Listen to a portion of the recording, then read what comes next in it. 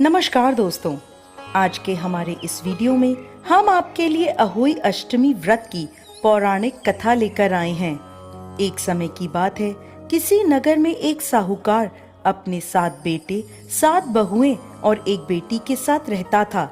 दीपावली से कुछ दिनों पहले घर के आंगन को लीपने के लिए साहूकार की बहुएं और उसकी बेटी मिट्टी लेने के लिए गईं। मिट्टी खोदते समय साहूकार की बेटी की खुरपी से स्याऊ के बच्चे मर गए। यह देखकर स्याऊ नाराज हो गई और बोली, जिस तरह तूने मेरे बच्चे मारकर मुझे निसंतान किया है, उसी प्रकार मैं तुझे भी निसंतान कर दूंगी। मैं तेरी कोख बांध दूंगी। यह बात सुनते ही साहूकार की बेटी डर गई और उसने अपनी सभी भाभियों से अपने बदले कोख बंधवाने के लिए कहा, परंतु उसकी सभी भाभियों ने मना कर दिया। लेकिन सबसे छोटी भाभी ननद के बदले अपनी कोख बंधवाने को तैयार हो गई। उसके बाद से जब भी छोटी बहू के कोई संतान होती, वो 7 दिनों के बाद मर जाती थी। हर साल अहोई अष्टमी का व्रत आता। एक तरफ उसकी सभी जेठानियां व्रत करती, कथा सुनती और अपनी संतान की लंबी उम्र की कामना करती, तो दूसरी ओर छोटी बहू अपने घर में रोया करती। ऐसे ही समय बीतता गया।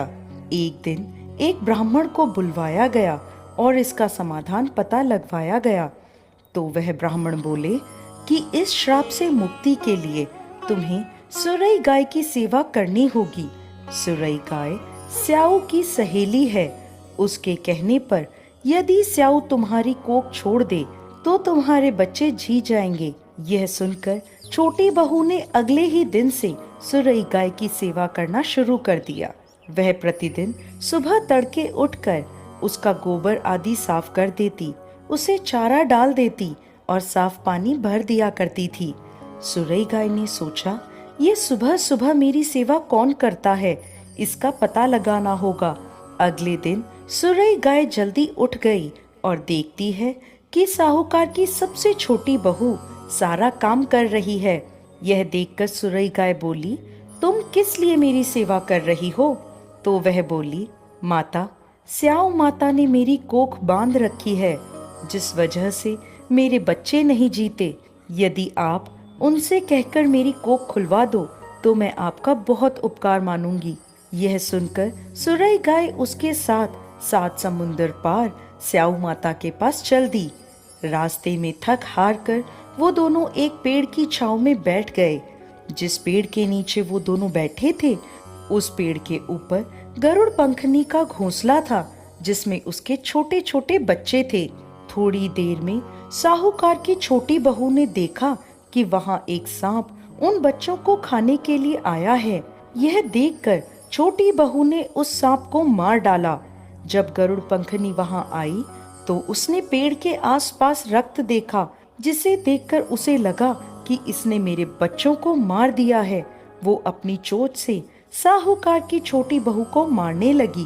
तब वह बोली, मैंने तुम्हारे बच्चों को सांप से बचाया और तुम मुझे ही मार रही हो। ये सुनकर गरुड़ पंखनी खुश हो गई और बोली, तुम जो चाहे मुझसे वर मांग लो।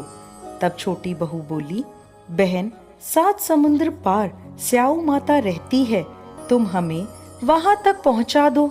गरुड़ पंखनी ने उन दोनों को अपनी पीठ पर बिठाया और 7 समुंदर पार स्याऊ माता तक पहुंचा दिया। स्याऊ माता सुरई गाय को देखते ही प्रसन्न हो गई और बोली, आओ बहन, बड़े दिनों में आई हो, अब आई ही हो तो मेरे बालों में से जुएं निकाल दो। तब सुरई गाय के कहने पर साहूकार की बहू ने स्याऊ माता के सिर से सारी जुएं निकाल दी। इस पर खुश होकर स्याऊ माता ने छोटी बहू को आशीर्वाद दिया कि तेरे 7 बेटे और 7 बहुएं हों।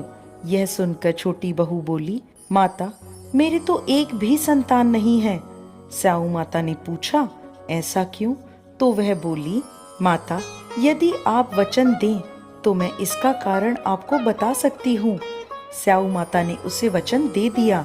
स्याऊ माता को वचनबद्ध करने के बाद छोटी बहू बोली, माता, मेरी कोख आपके पास बंधी है, उसे खोल दें। यह सुनते ही स्याऊ माता बोली, अरे मैं तो तेरी बातों में आकर धोखा खा गई।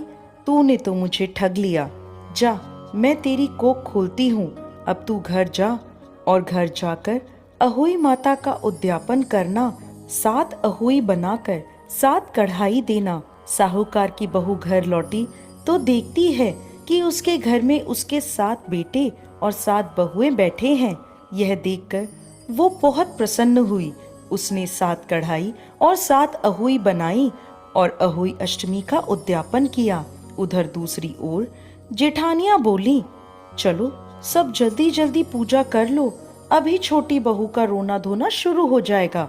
जब काफी देर तक उसकी आवाज नहीं आई तो भाभीियों ने अपने बच्चों को पता लगाने भेजा। बच्चों ने आकर बताया, माँ वहाँ तो उद्यापन का कार्यक्रम चल रहा है। ये सुनते ही सभी जेठानियां छोटी बहू के घर पहुंची और पूछने लगी कि तुमने अपनी कोख कैसे खुलवाई। तब वह बोली, भाभी साऊ माता ने मुझ पर कृपा करी और मेरी कोख खोल दी। सभी लोग अहोई माता की जय जयकार करने लगे। हे अहोई माता, जैसे आपने पहले साहूकार की छोटी बहू पर कोप किया वैसे किसी पर मत करना, और जैसे बाद में उस पर कृपा करी वैसे ही इस कथा को कहते, सुनते और हुंकार भरते सब पर कृपा करना। कथा अधूरी हो तो पूरी करना और पूरी हो तो मान करना। जय अहोई माता।